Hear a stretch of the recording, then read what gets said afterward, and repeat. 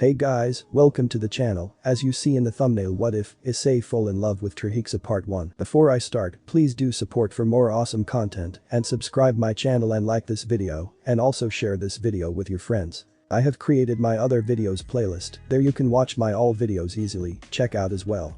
And also check previous parts of this what if. Let's start this video. Good and evil, two entities that have been around for generations, maybe even from the beginning of everything. The battle between good and evil is the essence of everything anyone does.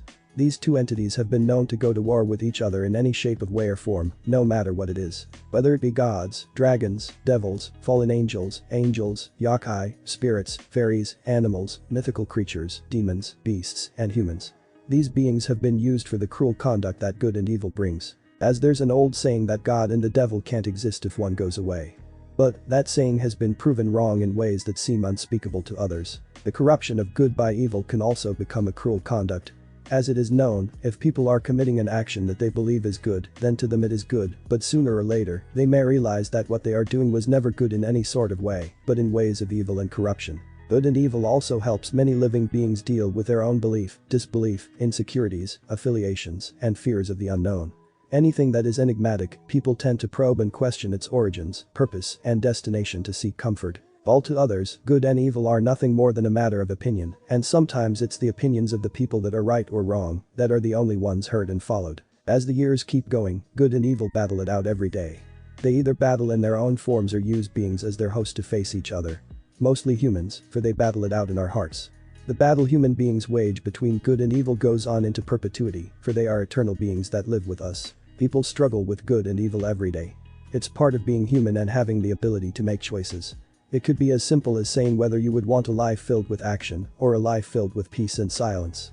But it's good versus evil that has been played out every day. Good and evil is the duality we bring into life as human beings. The world itself is not about good and evil. It's about creation and destruction and new creation from the destruction itself. It is a constantly changing world that keeps cycling on and on without regard to human values. But the human perspective is that some things are good and some are evil, and it's virtually impossible to get away from this, but the problem is defining evil versus good. Human life is inherently contradictory. The nature of what is evil seems to be very human in form. We create monsters from our minds. Ultimately, we have the monster within us. Now is the time where good and evil find their new host. For is a girl of pure and innocent heart. She is the most kind and caring girl that may never be found in millions or possibly billions of years. While evil is a boy who is about to be born. For he will have a life that he will never have expected. Scene change. Hospital labor room. In the labor room, there seems to be a woman with short brown hair, chocolate brown eyes, and a big stomach, who seems to be laying on a bed with two people at side and a doctor and woman beside him, who seems to be a nurse. At her left was a man wearing glasses who also had short brown hair and chocolate brown eyes. On her right was a little girl who seemed to be 5 years old, 4 feet, 6 inches tall. She had long brown hair which passed her shoulders and chocolate brown eyes. The man's name was Akito Hyodo, the woman was Am Hyodo, and the little girl who is their daughter is Sayuri. What was happening now is Am Hyodo was giving birth to another child, and her husband and daughter were there to support them. Akito sat on the bed beside Am and held her hand while he ran a cool damp cloth over her sweaty forehead with the other hand. Am was almost 10 centimeters dilated. After only 3.5 hours of labor. Akito cast a happy glance at his daughter Sayuri, because Sayuri going to be a big sister like she always wanted to. Akito gently caressed Am's shoulder gently before kissing her cheek. She was doing so well. Already she was at approximately 9 centimeters, and she had been able to silence her cries for the most part. She only broke just about every bone in Akito's hand as payback for the pain. Am pushed up on her hands, bending her legs at the knees. She panted slightly, a contraction coming on strong. I feel like I need to push. Ground out as the contraction let up. The wife came forward quickly before laying back down again. As Am was beginning to go for another push, she had her eyes closed tightly as she braced for another contraction. Amaya. It's time. We are about to meet our next son or daughter. Akito spoke softly to the laboring wife. The expectant mother nodded, her brown eyes alight with fear of the unknown. Don't push, just let your body do all the work. The baby will come when it's ready. Dusan right Kasan, or is doing his or her best too. Everything is going to be alright. Said Sayuri, who is trying her best to support her pregnant mom. Am nodded and thanked her husband and daughter for the support they were giving her. As she began to wait because she was allowing the baby to come on its own, not forcing it out when it wasn't ready. She felt her stomach muscles tighten and it brought a pain grimace to her face. Her body was trying to naturally ease the baby out of his or her compact home for the last 8 months. Then suddenly, I feel it. It's coming. AM grunted out as she resisted the urge to push the baby out. Okay AM. Easy does it. You can do it. Said the black-haired doctor as he sat at the foot of AM's bed before forcing AM to open her legs to be examined. Okay, we have a breech presentation. AM, whatever you do, do not push. Not until I give the word. The doctor then said to the nurse, I have a breech presentation and may require oxygen for mother and baby. What is a breech? Akito had temporarily forgotten what he'd been taught during his days in college and what his family had taught him.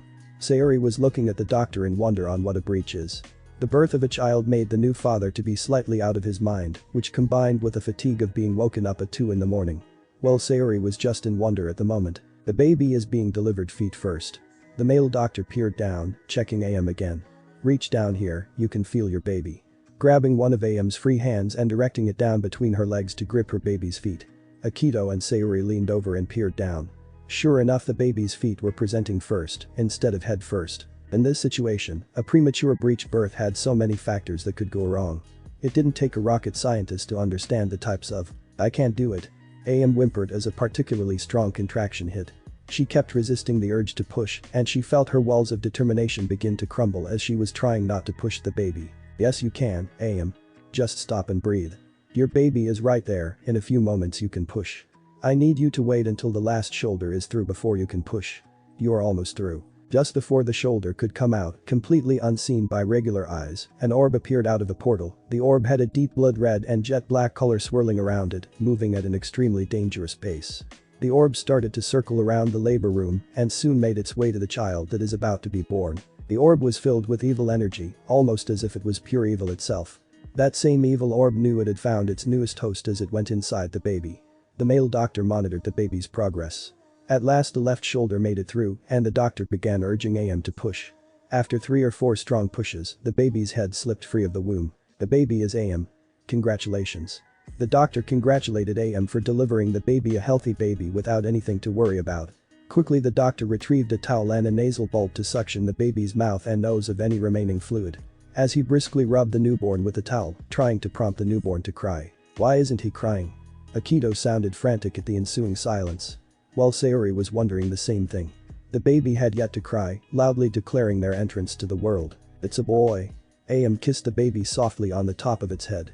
Then AM moved the towel around the baby's feet and flicked it, and after flicking the newborn's feet, was rewarded with an angered cry from the cold newborn. Then suddenly, an earthquake just appeared randomly, everything was shaking, it was cracking, power outages kept happening, everyone was trying to keep their balance, and AM was keeping a good grasp on her baby boy. After 6 minutes of shaking, the earthquake stopped and the baby stopped crying. As the baby stopped crying, it looked up in wonder, with his left eye blood red and right eye jet black. Well, that was very shocking on how something like that happened, said the doctor, while everyone else agreed on what he said. Now for the gender of the baby, it's a boy. My baby boy Issei is alive and well. Cooing her newborn boy as she kissed her boy on the forehead. Issei looked at her with childish wonder before laughing cutely and clapping his small baby hands. Yay, I yelled at Sayori. Issei was a little startled and looked straight at her, wondering who she was. After 10 seconds of looking at each other, baby Issei started laughing and reached his stubby little arms, making a grasping motion at Sayori. Sayori answered her wish by grabbing his little hand. Hello Atoto, I'm your older sister Sayori. Said Sayori softly to make Issei feel safe. Hey Issei, do you want to see your daddy? Said AM as she moved Issei to her husband Akito.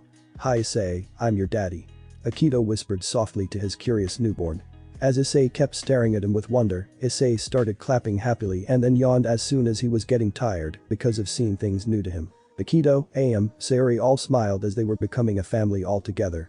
For they had a feeling that this child would be something great. Scene changed. Heaven, sitting on a huge throne chair, a handsome looking man with long blonde hair and green eyes, he has 12 golden wings coming from his back and is also wearing gold and white armor. This man was Michael, the leader of the angels, and right now he was not feeling like himself, for he felt a power of pure evil, something that he feared. As he was sitting there, an extremely beautiful woman with curly blonde hair who had a voluptuous figure. She was known as Gabriel, one of the 4 seraphs of heaven because of her 12 wings. She's also known as the most beautiful woman in heaven. Michael? Yelled Gabriel as she flew to Michael with worry on her face. Yes, I know Gabriel. Said Michael as if he knew what Gabriel was going to say. Did you know where it came from? Said Gabriel in question. No, but I plan on investigating it. "Don't worry, whatever it is, I plan on keeping an eye on that evil aura," said Michael with a voice filled with seriousness. Scene change. Grigori, a tall man who appears to be in his 20s with an overbuilt, black hair, golden bangs and a black goatee. This man's eyes were purple and had 12 black wings out of his back. This man was Azazel, the leader of the fallen angels, and right now he was cleaning his office because of the sudden earthquake and the evil aura following the earthquake. Well, that was something I didn't expect to happen. Azazel wondered if a sacred gear user had just awakened. Azazel is curious on who it was from. So he decided to make an investigation on who was bringing out that aura and if that person has sacred gear. If that person does, he could find a way for that person to join his ranks. Scene change. Underworld. In a huge castle, a handsome and young man, having the appearance that he is in his early 20s with shoulder-length crimson red hair and blue-green eyes. Beside him was a beautiful woman who also appears to be in her early 20s, with silver hair matching her eyes. Her hair, which flows all the way down her back, features a long braid on each side with small bows at the ends, while the rest is let down, ending in twin braids. What made her stand out is she is wearing a blue and white French-made outfit with long sleeves and a white-made headband over her head, with red lipstick as a cosmetic accessory. Their names were Lucifer and Graphia Lucifuge. Right now, they were in the underworld, thinking about why the sudden earthquake happened and that evil aura they felt. As was curious, he asked Graphia to make a search party for the aura they felt to see if it was a threat or not. The same thing happens in Mount Olympus, Asgard, Svargaloka, Kyoto, Romania, and the Land of the Dead. As each important figure in each part of the world were all wondering about the same thing and decided to investigate the evil aura. Scene change. Dimensional gap. A huge red dragon with eyes that are pure gold and a young girl with black hair that reaches down to her hips. She had grey eyes, pointed tip eyes, and wore a black gothic Lolita outfit. It was the true dragon Great Red and the Dragon God Office. They were labeled as the strongest in the world, even to the point that God feared them, and right now they were fighting for who gets to stay in the dimensional gap. This battle went on for days, until they felt that same evil aura. When they felt it, they stopped because they knew what it was. They knew it was something they should watch out for. But they also knew that the person with that aura was going to be their future mate. Scene change. End of the world. At the end of the world, there was a large seal that kept something dangerous, something beast-like, something murderous, something apocalyptic was being held in the seal. This thing was the Emperor Beast of the Apocalypse, Trehixa. Right now, Trehixa was trying to find a way to get out of the seal that God placed on her, and yes, Trehixa is a girl, because of how much of a feared such a creature she is. God feared her to the point where he had to erase everyone's memories of her, so that no one must not know of her existence. As soon as she was about to make another attempt to get out of the seal, she felt that same aura everyone else felt. She knew for some unknown reason that the person with that aura was calling for her. For her to be with that person, love that person and stay with that person till the end of time. Or she knew for some unknown reason that the same person with that evil aura would free her from the seal and wanted her to be that person's eternal mate. Time skip. 9 months. We see ourselves in a new area. Apparently it's a small town. What we see is a huge house. It is a large 6-story house. For those who are living in the house, it has 3 large basements within it. On the first floor, it includes guest rooms, the living room, kitchen, a bathroom, and a Japanese-style room with shitsu. On the second floor, it consists of many rooms. It also has 2 interconnecting doors which are connected to each other. On the third floor, it also consists of rooms, a study, and a storeroom for things that may have use. On the fourth floor, it also consists of rooms. On the fifth floor, it also consists of rooms. On the sixth floor, it's actually VIP rooms for very important events. On the first basement floor, it includes a movie theater, training rooms, changing rooms, and a large indoor bath which has a refrigerator with many kinds of drinks. 2 hidden rooms. The first one is an empty space. The second one also has an assortment of baths of various sizes, but are noticeably larger than the first and are decorated gorgeously with ornate patterns, tropical plants, dragon statues pouring water into the baths. On the second basement floor, it includes a heated indoor swimming pool. On the third basement floor, it's mostly vacant floor that is generally made for storage. It also includes a library. All floors in the renovated house are accessible via an elevator. There appear to be hidden rooms in the residence due to the designer of the house having a fondness for hidden rooms. 2 of such are located in a corner that leads to a dead end on the first basement floor and at the corner of the bath. People would wonder whose house this belongs to.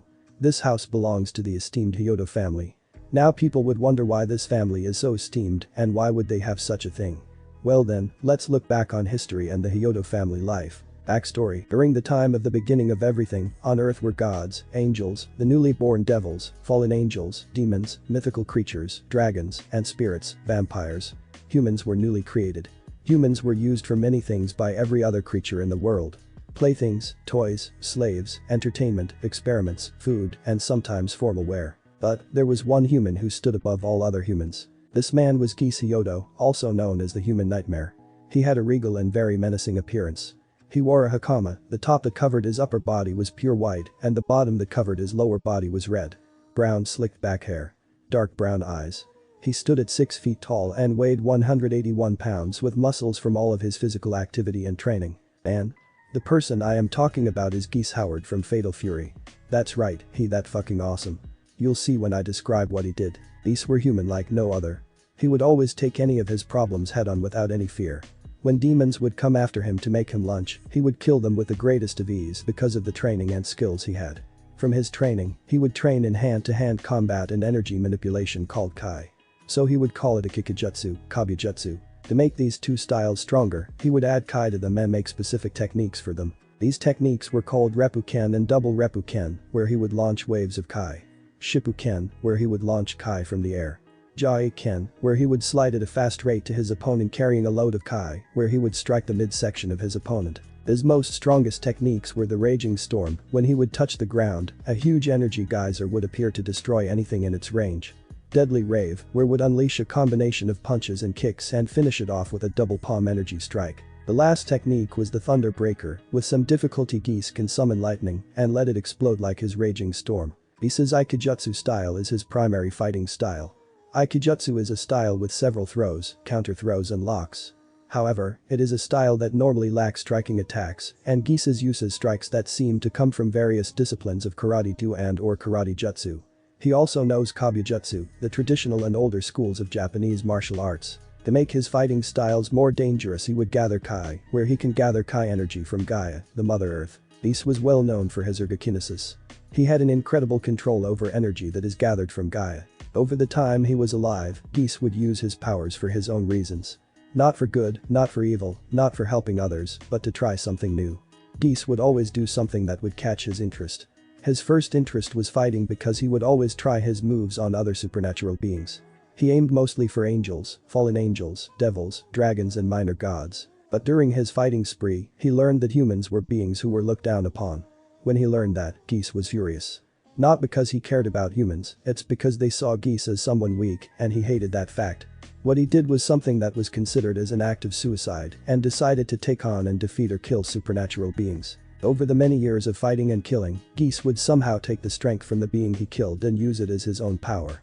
When he would defeat his opponents, he would always say "see you" in your nightmares with a voice that would scare the living shit out of people and make supernatural beings run away and laugh. When he would laugh, it would always leave a lingering echo that would freak anyone and anything out. As Geese would keep fighting and winning, his reputation began to grow to the point where major gods like Odin, Zeus, Indra, Shiva, Hades, Loki, Thor and even the Holy Father, God himself, would finally notice him. Each had their own opinion of Odin and wondered how a man like him managed to do something like this. Zeus wanted to have a one-on-one fight with him. Indra believed he was a waste of time and didn't care about him. Shiva was very curious about this human. Hades didn't care about him because he would die in the end. Loki didn't care in general. Thor was also curious.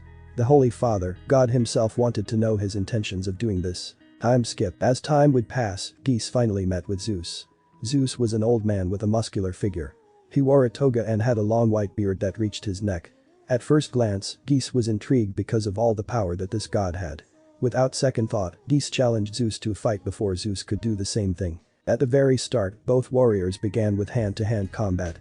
As Zeus was launching a flurry of punches and kicks, Geese would parry the attacks and counter by locking his joints and throwing him, but Zeus would land on his feet like nothing would happen. "You're good," said Geese with an acknowledging smirk. "You're not too bad yourself, for a human," said Zeus as he was confident that he would win. "Sorry, but I'm going to have to defeat you. What you are doing is an act that is unjustified by the laws of nature." "Really?" said Geese with a calm tone. "Is it really that bad to defy nature and change what is happening now? Cause I don't see how that is bad. In fact, it is a good thing because everything is going to change, whether you like it or not." "I understand that," said Zeus as if he already knew. "But what you are doing is something that should not happen now. Only after 10,378 can humans begin to make a stand for themselves. And I do not know the exact number where people do their own thing.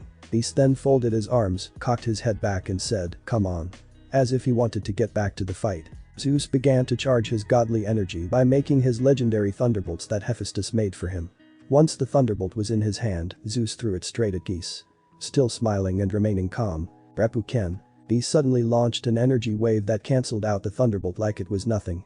Zeus was not surprised, no, he was a little bit in shock because a human was able to cancel out his signature weapon like it was nothing. Zeus's mind was coming up with questions on how he has that much power, how was he able to stop his attack with ease, where did he get that power, and why did it feel so similar, like he felt it before. Issei was standing there, laughing as if he had won like he was a king. This enraged Zeus to the point where was using his max power without any restraints because of Issei laughing at him. Zeus's body was glowing gold. Lightning was out of his like crazy. When the lightning struck something, it would always leave a crater. At the sight of the destruction, Issei stopped laughing, stopped smiling and began to get serious as he flared his Kai. When Zeus felt his Kai, he knew what that energy was. It's the power of Gaia.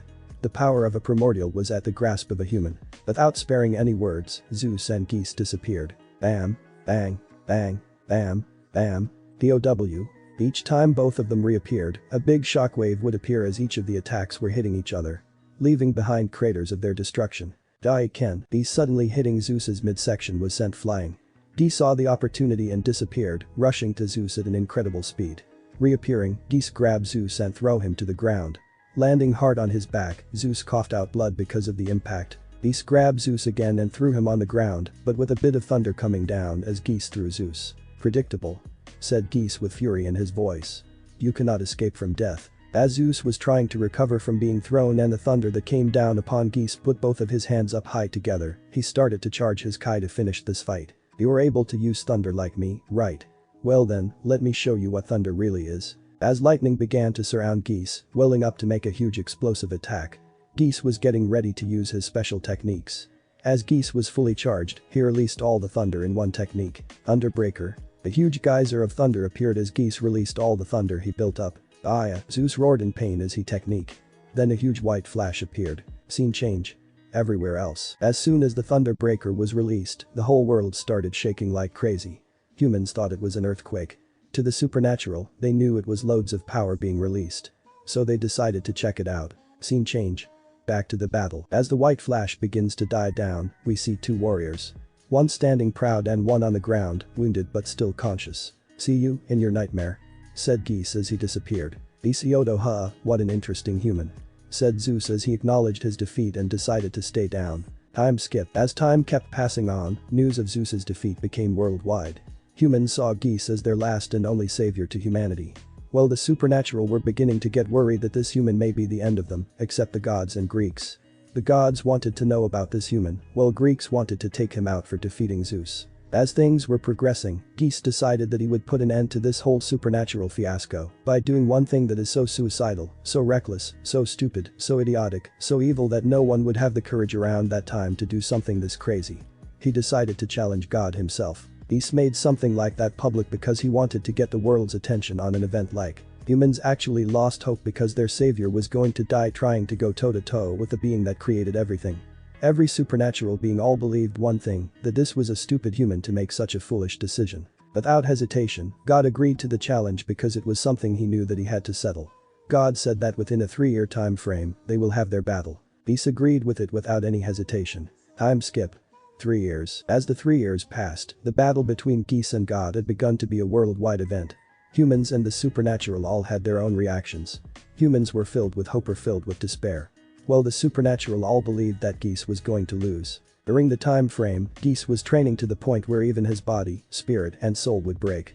But he managed to survive his training. While God was learning magic and about Issei. To see if there was a way to defeat him. Scene change. Huge coliseum. It was the day of the battle, tension was riding high, everyone's nervous, in pressure, worried, scared, terrified. Every being was talking about the match, about the outcome, who will win and who will lose. As they kept talking, gold light appeared on one side and blue Kai appeared at the other side. At the gold side came out God. He was a very old man by his face. Golden eyes that shine. Long white hair that reaches to his legs. A long grey beard that went past his neck. He wore church robes that were white and gold. All geese were still wearing the same hakama. People in the supernatural wondered about Geese's out because they never saw something like that. "Before we start," said God as if he wanted to know something. "What is it you want that would make you do these kinds of actions? Is it power? Do you desire knowledge, to stand with us gods or to keep fighting us?" "There are 3 things that I want," said Geese with a serious tone. 1. I wanted every human that was killed because of all of this to be revived. 2. Everything that was destroyed, it has to be fixed no matter what. 3. You and every other supernatural have to return to your world, no matter what you are, and stop terrorizing humans. That last demand shocked everyone, as every supernatural being was complaining. "Silence!" yelled God with a tone of authority. "So, do we have a deal?" asked Geese as he held out his right hand to God. "What would happen if you lose?" asked God. Without hesitation, Geese said, "You can cast judgment on me and do whatever you want with all the humans." At the sound of that, every human lost faith in Geese because they thought he was going to lose. "Deal." God agreed and shook Geese's hand. As God and Geese shook hands, they went back to their respective spots to get ready for the battle. A random angel came down who seems to be the one who calls the match to start and end. "Are both contestants ready?" Both of them nod. "Go." Then the angel flew away. Both warriors were standing there, measuring each other, trying to get a good idea on how their opponent fights. Before they could charge at each other, a blood-red and jet-black orb suddenly appeared out of the portal. At that time everyone was more focused about the fight and didn't pay attention to the orb. That is when that orb took the chance and entered into Geese. When it did that, Geese felt weird and yet so powerful. What he felt was something very evil entered in his soul. But something like that was going to stop him. It's because he believed that this evil aura would help him win. As they began to charge at each other, both warriors covered both their hands and feet in their power. God was gold. Well, for Geese, it wasn't the same blue Kai that he always uses. Its new color was now red and black. Without sparing a single second, both of them started with a contest of strength. Both Geese and God were using 50% of their power. As the contest kept going on, the earth started shaking violently. Mountains breaking, land splitting, oceans raging, the clouds started changing colors, and the sky was now 3 colors: red, black, gold, white. Humans and weaker supernatural beings were dying because of their heavy aura. The stronger beings were on their knees trying to catch their breath. As things were getting tense in the strength contest, 2 pillars exploded out of both warriors as they went into space. As the pillars died down and disappear, both Geese and God were not there. "Don't worry, we have a backup plan for when something like this happened," said a random angel as he used his magic to form a type of projector for others to see the fight. Scene change. Space. In deep space, both warriors were still in the contest of powers. Geese readied his left knee to hit God in the stomach, but God parried Geese's knee with his left knee as well. Both of them traded knees from left to right. Each hit leaves an explosion that would bring out waves. Each hit filled with their own power that left streams of energy. As God was just able to use another knee, Geese suddenly reduced his strength so that God would lose his balance. When that happened, Geese headbutted God. As the attack connected, God flew back a little because it stung like crazy. Using the open opportunity. Shippuken. Shippuken. Shippuken. Geese launched a volley of red and black Kai that were the size of meteorites. Quickly getting out of daze, God uses a holy shield that was big enough to Jupiter. Bam. Bam. Bam. As the volley of Shippuken connected with the shield, leaving a cloud of smoke. Geese uses his speed to get behind God from a distance. Daiken. Hitting God in the spine, Geese grabbed his cloak and threw him with a lot of force. Then, Daiken. Geese launched another attack sending God flying away, this time hitting the solar plexus which made God cough out blood. Resisting the pain, God charged a lot of holy power in his right hand and disappeared from sight. Geese looking around to see where God was. Bang. God suddenly reappears in front of Geese, hitting him in the center of heart and leaving a hole in his chest. This causes Geese to spit out massive amounts of blood. Stealing himself, Geese grabbed God's right arm and threw him away to get some distance to recover. Steadying his balance from being thrown, God looks in Geese and was shocked at what was happening to him. The hole in Geese's chest began healing. Like it was regenerating. "How do you have regeneration?" yelled God. "HMPH, come on," said Geese with a calm voice. Without a second of delay, both warriors were now trading attacks in hand-to-hand combat. But Geese was the one who had the upper hand because he always trained in physical combat. Each attack that God launched, Geese always parried and countered by using open palm strikes to the abdomen, chest, ribs, and jaws. Each open palm strike was stronger than the last. As the flurry of attacks, parries, counterattacks kept continuing, God was slowing down because was ruthless with his moves. Deadly Rave. He suddenly unleashed a sudden flurry of punches and kicks that were as strong as a meteor impact and as fast as sound. "I can't guard or counter all of their moves," thought God as he was in trouble. Charging his red and black Kai, Geese launched a double palm strike to God's chest. The attack sent God flying straight to earth. "I have to end this. It's now or never," thought Geese as he saw the biggest opportunity there was. Using his speed, Geese stood on top of God. Both hands raised to the air together, Geese gathered all the energy his body had. All of his Kai, Gaia's energy, and the red and black energy that he didn't know what it was. He was charging all the way to full power. Raging, as both of them were falling to earth at a rate where they are considered a falling star, Geese were ready to end this once and for all. Scene change. Huge coliseum. Everyone was surprised at how intense the fight was. How both warriors were using so much strength. How Geese was winning. As the Geese and God were coming down, everyone looked up to say something was coming. But they all knew who it was. As both of them were coming down at a fast speed, the earth was shaking because of all the power Geese were storing to release. Bam! As the crashing impact left a huge crater, when Geese released all the energy he stored, what came out was not a geyser of energy, but an explosion of many colors. Every supernatural being put up a barrier at the same time to make sure they were not caught in it. The explosive stayed up for 2 minutes until it died down. The after effect was that every being and human was still alive. The Colosseum was gone and the explosion left a crater. But this crater was not a normal crater. Issei's technique left a crater that destroyed 1/10 of Earth. Everyone was shocked to the point where they were a little scared of Geese. Everyone watching the fight looked down to see who won. On was standing proud of his victory, with scars and marks that were healing. While On was on the ground, groaning in pain and to the fact he lost. Geese had won. God had lost. "The winner of this match is Geese Hyodo," said the random angel who called the match. The world was so silent, like you could hear people's heartbeat. Supernatural beings were shocked, in denial, and did not believe it. That the mightiest of gods have lost to a mere human. To humans, they were happy, in joy, relieved that they got their freedom. Crossing his arms in an X form, Geese said with a proud tone, "That was just my disgust." At those words, every being began to charge at Geese to kill him. Geese charging his Kai for another raging storm. Then suddenly, "Enough!" yelled God as everyone stopped with what they were doing. Trying his best to get up, Geese walks over to God to help him up. People were shocked yet again. "I have lost this battle and I am willing to accept that. Don't any of you dare to tarnish something this important." No one moved or made a sound until Geese decided to open his mouth. "Do you accept my demands?" asked Geese. "Yes," said God with a single regret. As God released a golden light to fix all kinds of damage on the earth, no matter what it was. Humans that were killed were being revived. "Good, now take you in kind and get out of the world already," said Geese as if he was not going to take no for an answer. God sighed and nodded. "Everyone, we are leaving now and I don't want to hear only complaints, is that strictly understood?" yelled God with a commanding voice. Every supernatural being looked at Geese with hatred except Zeus and the other major gods, because they didn't have a problem with it. Well, Zeus looked at Geese as if he wanted a rematch. With some reluctance, every being left to their world and humans that are alive and revived were still on Earth. You could hear people say, "We're free. Finally, I can live my own life. Geese is our hero. Geese. Geese. Geese. Geese. Geese." Everyone was chanting Geese's name. As Geese basked in glory, he knew that they would make him their leader. He knew that they saw him as a hero, but Geese didn't care about being a leader because he did what he felt was right. Backstory end. As time would flow, Geese became a legend to all humans, warriors, fighters, heroes and people who wanted to be the best. The name Hyodo became famous because Geese's children and his descendants would do things that became well known.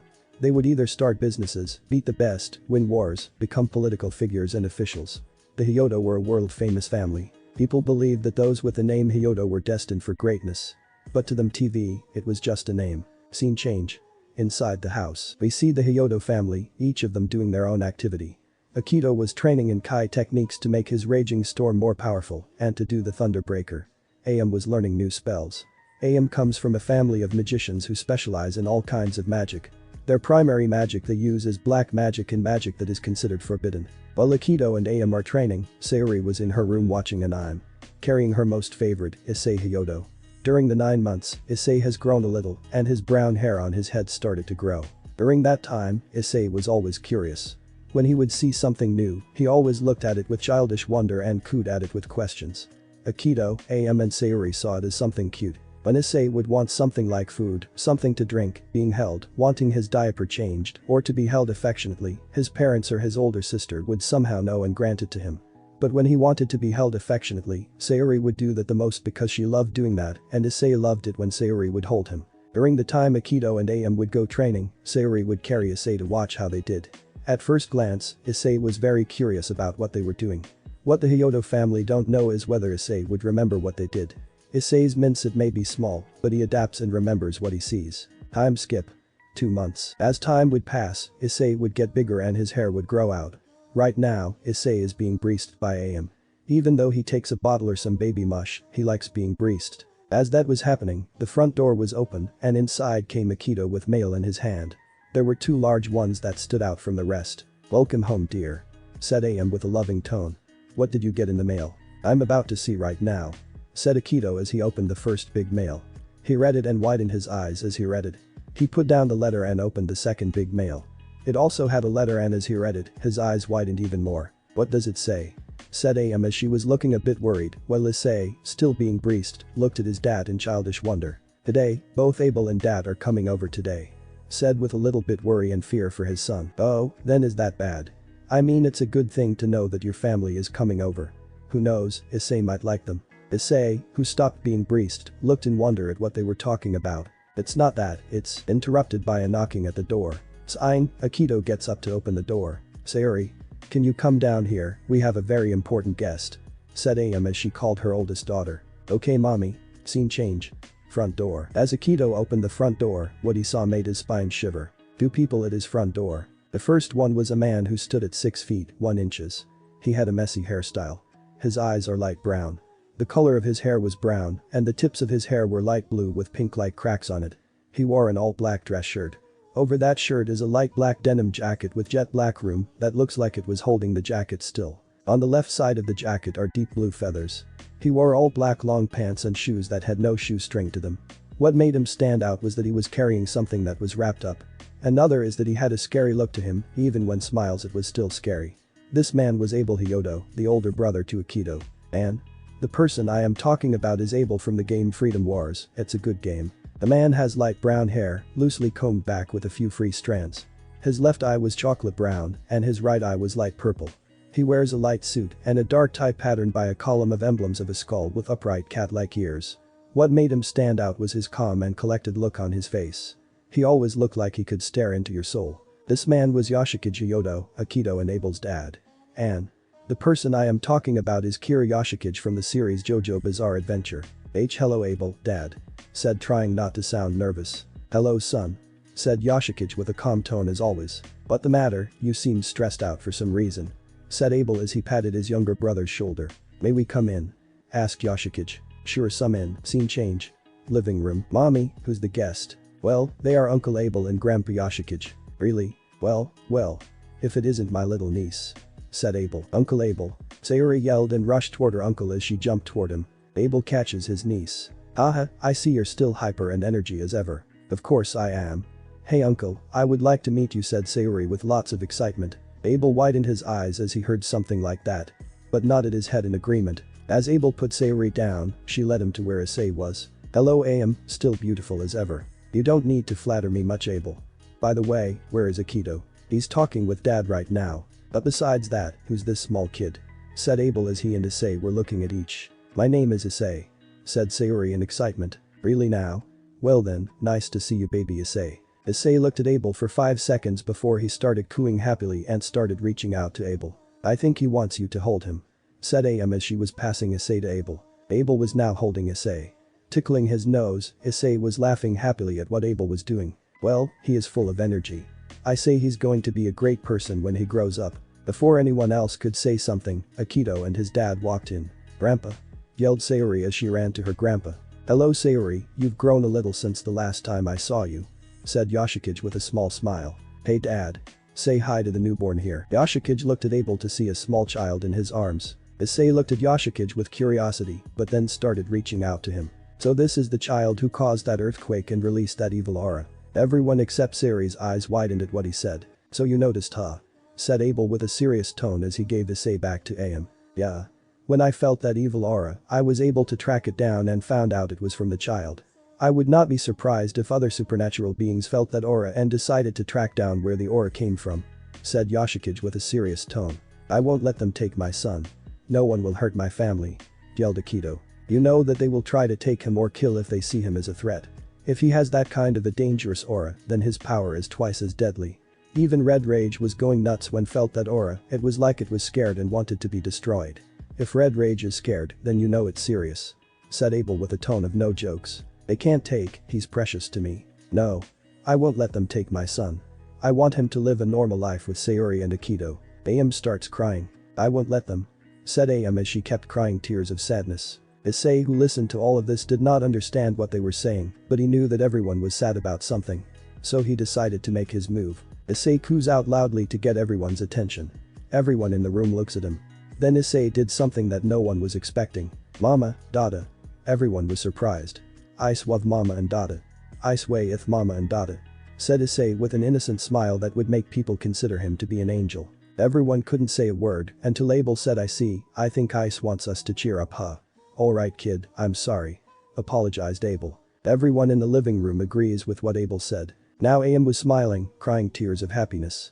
As each tear came off of Am's face, hitting Issei's nose. "Achoo," sneezed Issei cutely. "Thank you Issei," said Am. "Abel, I think it's time for us to leave," said Yoshikage. Abel nodded as he and his dad left. Everyone else said their goodbyes to each other. Short time skip. At night and scene change. Issei dreamscape. 2 months after Issei was born, Issei would have the same dream every night. He was in a strange place, and in front of was some kind of weird thing that held back some kind of living creature. Issei would always wonder what that thought was. But after a couple nights of the same dream, Issei would laugh and reach out to the creature. Though Issei didn't know what this thing was, it or she was dot. The day and night was the same dream, but something new would happen. Trehixa started to scream in what seems like a combination between an inhuman and a banshee scream. This freaked Issei out as he was crying loudly. Then suddenly, a blood-red and jet-black evil aura came out of Issei. As he kept crying, the evil aura became stronger and stronger. The seal that was holding back started to break. Trehixa would use this one last chance to finally break out of seal. Rushing at the seal, finally broke and roared out in happiness. At that moment, I looked down at Issei. She has now found her eternal mate and will never forget how he looks and his aura. Scene change. Earth. As Issei kept crying and releasing that evil aura, the world was in a state of apocalypse. Random violent earthquakes were happening across the world, oceans raging into tsunamis, the land was breaking open as a red and black miasma appeared out of the ground and started to kill the life around it. The sky started becoming red and cracked open. While in the supernatural world, they were experiencing the same thing, but it's 10 times worse. Scene change. Heaven. In the 9 gates of heaven, every angel was having a lot of difficulty trying to destroy this red and black evil aura that was in there. Lots of angels were being killed, even some of the 10 winged angels. Even the 4 seraphs were having difficulty. As the miasma would spread, it would destroy part of heaven or reduce it to nothing. Scene change. Grigori. Fallen angels were dealing with the same problems as the angels. Azazel, Shemhaza, Barakiel, and even were trying not to be consumed in miasma. The miasma was eating up the fallen angels' base. Scene change. Underworld. The 4 and every high-class devil with a peerage were having the toughest time. Some of the high-class devils, middle-class and low-class were dropping like flies. Surzich, who is considered to be the strongest of the devil and the Baals, were having a hard time because every time they launched their power of destruction at the miasma, it would absorb it as if it belonged to it. Scene change. Mount Olympus. In Mount Olympus, Zeus and most of the top gods were dealing with the miasma. They tried to get rid of it as it kept consuming Mount Olympus and all of its stone buildings and statues. Scene change. Asgard. Odin and the Valkyries were using high-level magic to stop the miasma from spreading. But the miasma broke through their magic and started to consume the Valkyries. Scene change. Svargaloka. Indra, Shiva and Vishnu and Indrajit were all working together to get rid of the miasma that invaded their own homeland. Scene change. Kyoto. In Kyoto, the yokai were only dealing with a violent earthquake. They were prepared for something like the natural disasters, but they weren't ready for this evil aura they felt and the miasma that was spread. Scene change. Romania. All of the vampires had it worse as their race was dropping like flies. Most of the pure-blooded vampire bodies started to bubble out in a red and black acid-like substance when the miasma touched them. Scene change. Land of the dead. All the dead souls were going crazy as they felt that aura. Most of them were attracted by that aura and wanted to get close to it as soon as possible. Hades and the Grim Reapers were not affected by the aura, but had to hold back all the souls that were trying to escape. Scene change. Dimensional gap. The dimensional gap was going crazy at that evil aura that was being released. Both and Great Red were not affected by the evil aura, in fact they were extremely attracted by the aura and the being who hid the evil aura. From how strong the evil aura is, and Great Red pinpointed the location of who was the aura and decided that being was their mate, now and forever. Scene change. Somewhere, as Trehixa was freed from her seal and prison, she was running at a fast pace to her eternal mate, for her mate belonged to her and her alone. Scene change. Hyodo residence. Akito and Am, who woke up because of the earthquake, ran to Issei's room to try and save their baby. Once they were at the door, they felt that same evil aura that they felt since the day Issei was born. Once they open the door, a red and black evil aura bursts out and sends Akito and Am to the wall. When they heard their baby crying very loudly, they grabbed the strength and willpower to rush into Issei's room to see if he was okay. Am raised a barrier to protect them from being pushed back. With all their strength, they charged straight for the aisle. Once inside, Am rushed over to Issei and saw that he was crying tears of blood and shaking violently, as if something scared the world out of him. Both parents tried to calm him down, but nothing was working. Then Sayori came into the room. "Dusan, Ka-san. What happened?" "We don't know yet, but we think it's because Issei is still crying and he won't calm down," yelled as she tried to calm down her crying baby. "Then give it to me then, I know a way to calm him down," yelled Sayori as she held both of her hands out to hold Issei. Without sparing a second, Am gave Sayori her crying little brother. Sayori could feel him shaking violently, so she did what Issei would love. "It's me, your Nin. Don't worry, no one's going to hurt you. I promise to always love you and keep you safe," said Sayori with a soft and loving voice as she held baby Issei with lots of affection. As she said that, Issei stopped crying, but was still shaking. Sayori took this chance and kissed Issei on the lips with lots of love. As the kiss ended, all the natural disasters stopped and the miasma disappeared from the world. The red and black evil aura went back to Issei as he began to calm down. Everywhere in the supernatural world were dealing with casualties, parts of their home being destroyed.